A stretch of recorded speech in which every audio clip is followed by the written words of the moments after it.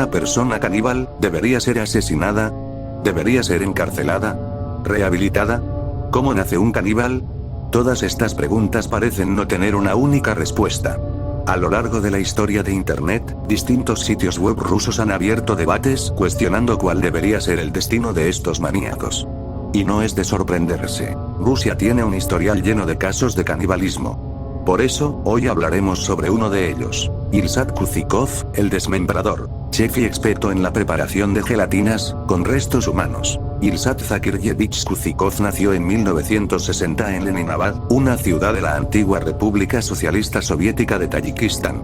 Su infancia no fue fácil, fue condenado a un hogar lleno de problemas familiares y abusos, como golpes que su padre les daba a él, su madre y hermano. Cuando Ilsat cumplió 11 años, ocurrió uno de los hechos que cambiaría su manera de ver el mundo por completo. Su madre habría sido asesinada por su padre, como resultado de una fuerte discusión, la cual él presenció.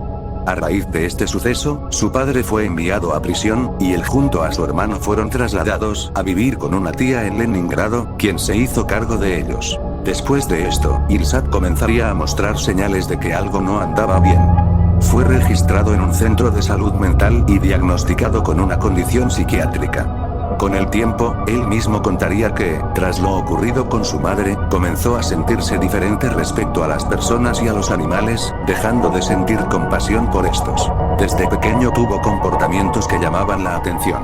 Un reflejo de esto fue cuando habló de cómo dañó a una tortuga con un martillo rompiendo su caparazón. Durante su adolescencia, también comenzaron a notarse algunas actitudes poco comunes. Mencionó sentirse confundido con sus emociones, y hablaba abiertamente de experiencias personales que reflejaban esa confusión. Además, se interesó mucho por los programas de televisión que mostraban procedimientos médicos, era casi como una obsesión. De hecho, soñaba con ser cirujano algún día, aunque sabía que por su estado mental eso no sería posible. Después de 8 años de estudios escolares básicos, Ilsat ingresó a una escuela vocacional. Se graduó en 1979 con un título como soldador especializado en varillas corrugadas. Pero su vida ya mostraba señales de que todo comenzaría a desmoronarse. Cuando fue reclutado por el ejército, ya presentaba síntomas más graves de sus trastornos mentales, aún así, fue aceptado. Durante su tiempo en el servicio militar, sus compañeros lo acosaban constantemente. En uno de esos episodios, Ilsat estalló. Tomó una llave inglesa y golpeó a uno de sus compañeros en la cabeza, causándole una lesión cerebral traumática. Ese fue el fin de su vida militar, y el comienzo de una vida más caótica y sin límites. Tras el incidente, fue sometido a una evaluación psiquiátrica forense. El diagnóstico: esquizofrenia. Lo enviaron a una clínica para recibir tratamiento, y a partir de entonces, recibió una pensión social por discapacidad psiquiátrica. Gracias a ese estatus, obtuvo un apartamento estatal en el número 22 de la calle Orzonikidze, el mismo lugar donde años más tarde prepararía platillos indescriptibles en su cocina. Ilsat continuó buscando ayuda. Acudía con frecuencia a clínicas psiquiátricas para solicitar tratamiento. Algunas veces lo hospitalizaban, pero la mayoría de las veces lo rechazaban. Es aquí donde nuestro protagonista conocería y estudiaría a su futura comida. La primera víctima fue Pechenki. Ilsat lo mató con una llave inglesa, arrastrando su cuerpo hasta el baño, donde lo desmembraría y comería una parte de él y el resto lo tiraría a la basura. La segunda víctima fue Bochkov. Todo comenzaría con una pelea entre borrachos, pero no fue solo una discusión. Kuzikov lo golpeó brutalmente y después, con un cuchillo, le cortó la garganta. Esa noche, por primera vez, el caníbal probaría sangre caliente. La tercera víctima confirmada fue Vasilevsky. Lo había conocido en un hospital psiquiátrico. Al principio, se llevaban bien. Fueron amantes durante un tiempo. Vasilevsky incluso le regaló un cuadro que pintó especialmente para él. Pero todo terminaría de una manera imaginable. Un día, mientras su pareja iba al baño, Ilsat lo apuñaló repetidamente, lo desmembró, comiéndose parte de su cuerpo. Lo más confuso de todo esto es que, según el propio Kuzikov, él les daba una oportunidad a sus víctimas para salir con vida del lugar.